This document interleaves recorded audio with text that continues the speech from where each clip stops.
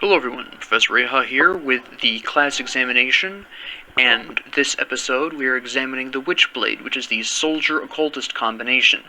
Now, this particular combination relies quite a bit on itemization. You really do need to have some items that specifically fit a build that ideally convert one damage type to another, be it into physical or out of physical, into chaos or poison or acid or whatever, because there's not a whole lot of actual straight-up crossover.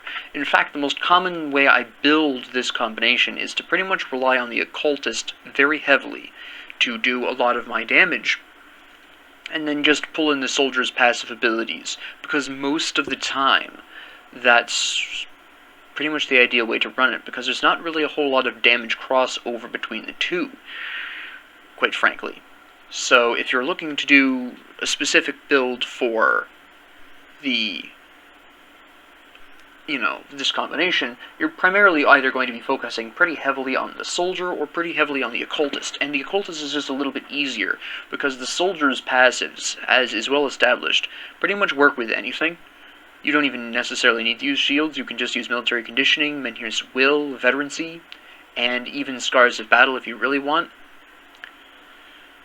So you do have that. You could do a really interesting pet build with field command. I was trying not to say field of command, but you could do a really interesting build with field command and a pet build here. You could, if you were going to do a pet build here, I would recommend Summon Familiar and then blast out some Cadence with Discord, because the Crow will increase the damage you're doing with that, and that's fairly handy. And then you can also slap in Slail's Witchfire to increase your attack speed for that even further, and if you really wanted to, second right, but that wouldn't be quite as necessary.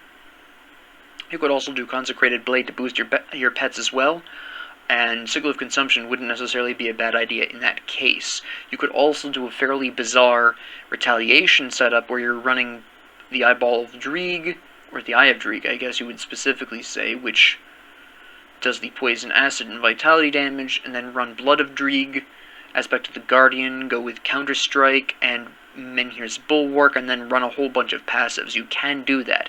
It's a bit incongruous, but it can work very well if you're fairly lucky with your item drops, and you don't even necessarily need item conversion for that either, especially considering the fact that you have a fairly nifty constellation here, which is the Scarab, which gives you acid retaliation and shield damage blocked and all that other delicious stuff.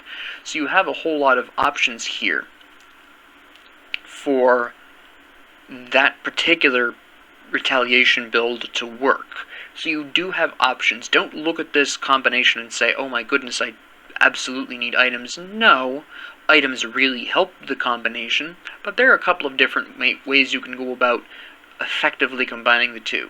Like I said, if you're going to go with pets, use Discord with Cadence, that's great. Obviously, the soldier's passives complement the occultist, they complement everyone.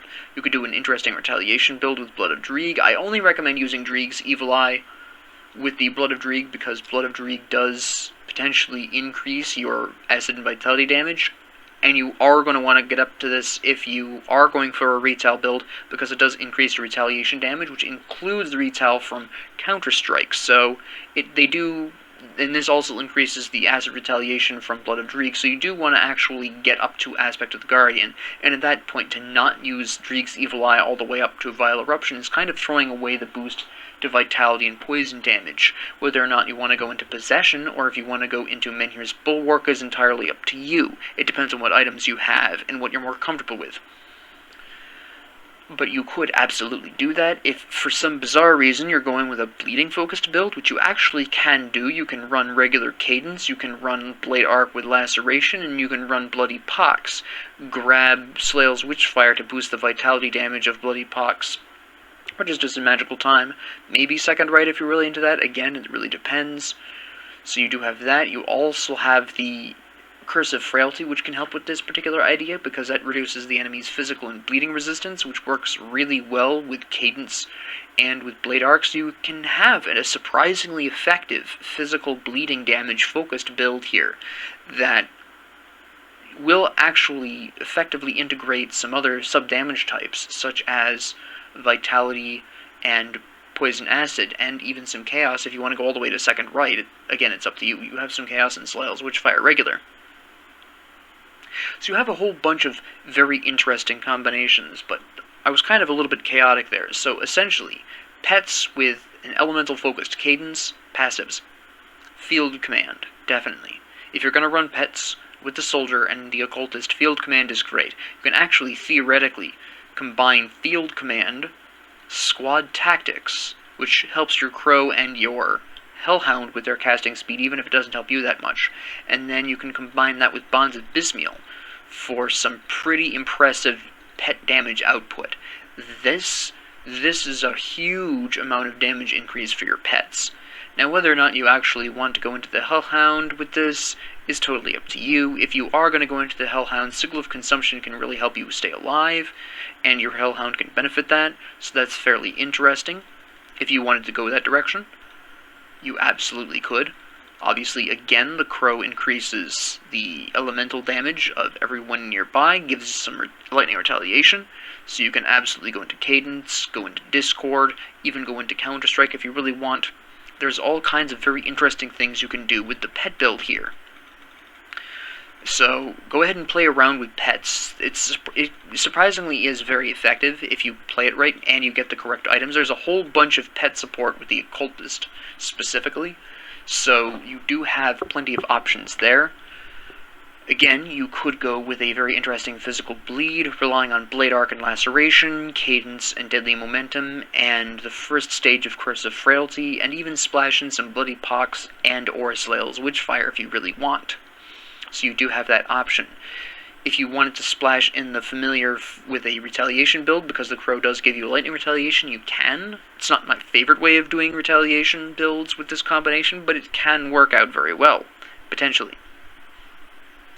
And then, of course, you could just do a straight pure Chaos Vitality Poison Acid build, just go absolutely ballistic using Dreeg's Evil Eye, Slail's Witchfire, and Sigil of Dreeg's Evil Eye, Slail's Witchfire, Sigil of Consumption, and then just run soldier passives.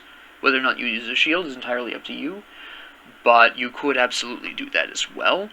There's no one skill in this combination that you can't make work, except possibly Force. Well, Force Wave you can make work, it's just a little bit interesting. The first stage at least works just fine. The Rending Force, unless you're going for Olorun's Rage, in which case you're going to be using Blade Arc / Laceration anyways.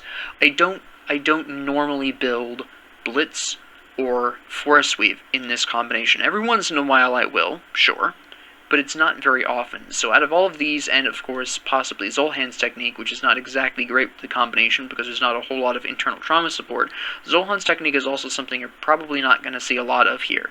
Another thing you could also do, even if you're not really looking for specifically looking to use the soldier for damage, you could throw Terrify onto Warcry and reduce the enemy's resistance to the damage types here, Vitality, Chaos, and Poison. Because this reduces all of their resistances, which is fairly impressive. The Terrify itself was just a bonus. You have some damage here, you have a Taunt, which if you're going with, additionally, if you're going with a Retaliation build with allies, this really works. See, this is actually something I didn't really address in the last video, and something I don't address that often, and I don't know why I've forgotten to address this, but I would just like to point out that Retaliation builds are substantially harder to pull off with multiplayer, because a lot of the times enemies have so many different targets that they can look at and say, hey, you look like a snack, that oftentimes Retaliation builds are difficult to pull off without some form of taunt. So if you're trying to pull off a Retaliation build with the soldier, and you're playing multiplayer, Warcry is practically a necessity, in all honesty. You need that taunt. You need the enemies to come towards you and attack you, because you are trying to get that Retaliation damage off. So Warcry is surprisingly important if you are going with a Retaliation build, be it with the Demolitionist, although there are other outlets you can do with the build there, or the Occultist. Again, there are other build outlets here. But yeah, unlike the Demolitionist, where you had much more leeway, really, you could do all kinds of interesting... Well, you can essentially do the same kinds of interesting things here, with the added benefit of making a surprisingly effective pet build. Well, I'm going to make a very specific delineation here. No matter how you look at this, this is not going to be a 100% pet build, because incorporating just Cadence, which I do recommend if you're going to be playing the Summon Familiar, and throwing Discord on there does give you a certain amount of agency here. You will be doing a certain amount of your own damage here, and that's fine. That is perfectly okay. So you're never going to go with 100% pets here, really. I mean, I'm sure you could, because if you actually look at the skills and you decide you want to max out absolutely everything that even remotely involves pets, which is a little obsessive, but you could absolutely do. We're going to slap the Crow all the way up here, for instance. We're going to slap the Hellhound all the way up here. You see those points fading pretty quick, but we're not going to leave all the points in the Soldier where they are. And you're doing all this quite fantastic amounts of damage. We get all this here. Soldier, we're going to pull back a lot of this because we just don't need this much here. Oops, a little too much. We're going to slap some stuff into Field Command here. Right? And then we're going to go into Cadence. We're going to slap this in here, and then we're just going to put everything else into Cadence.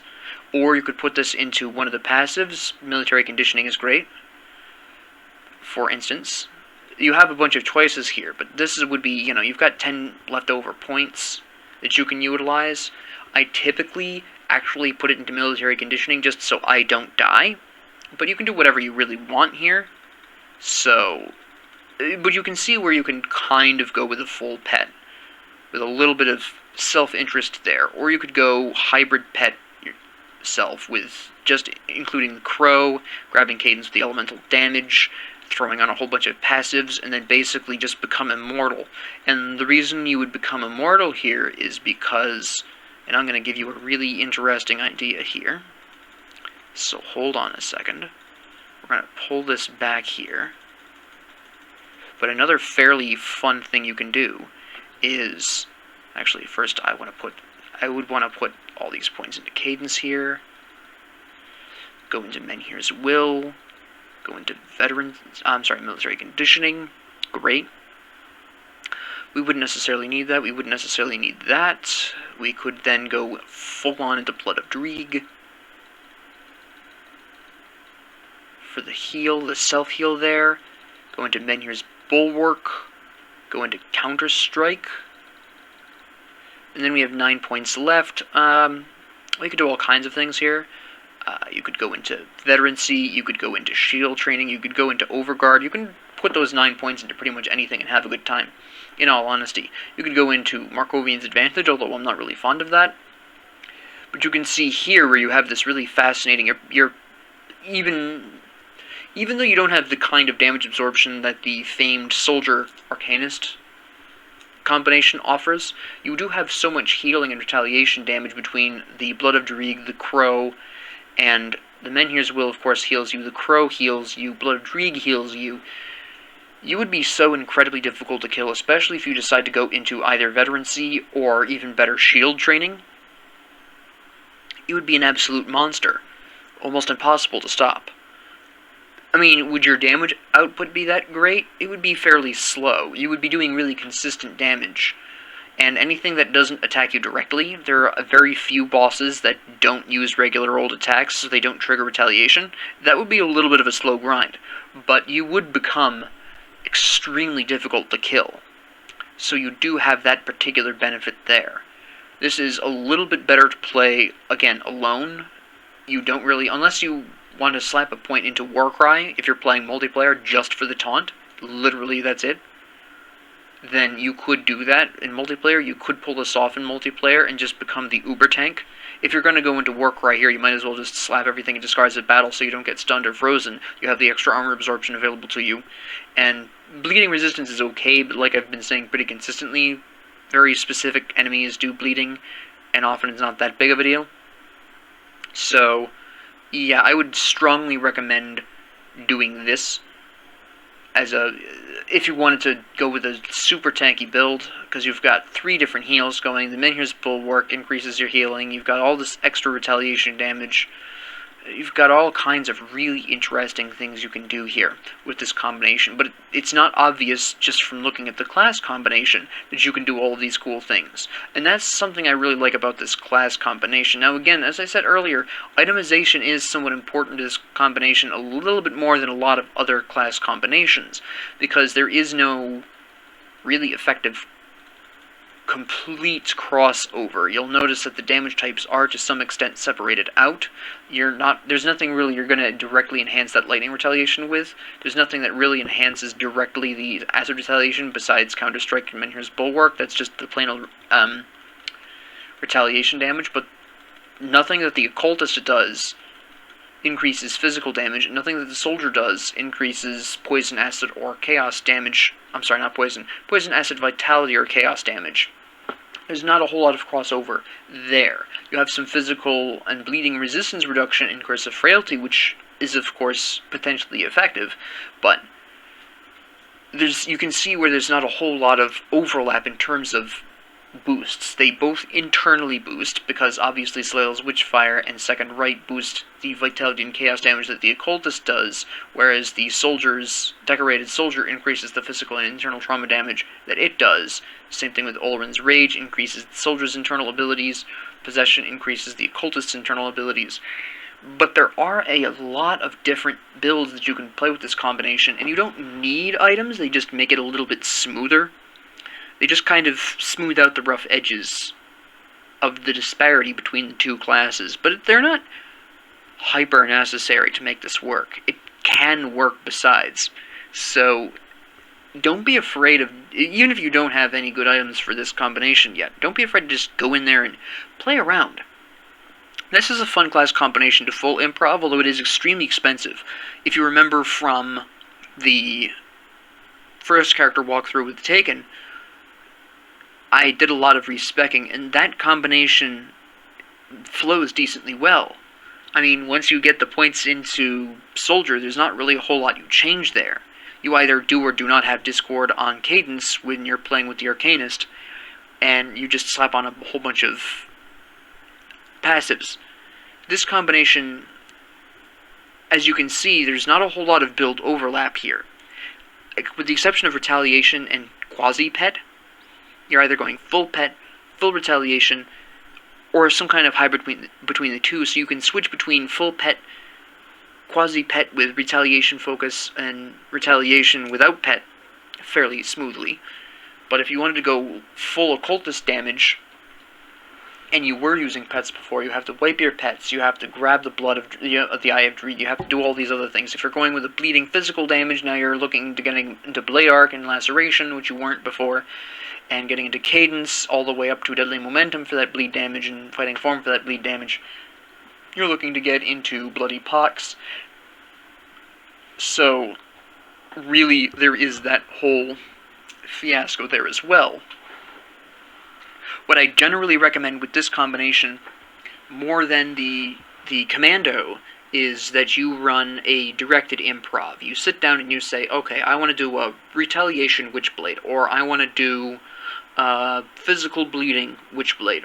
And you just focus on those skills, and maybe splash in a couple of other skills according to what kind of items you either already have or find on the way.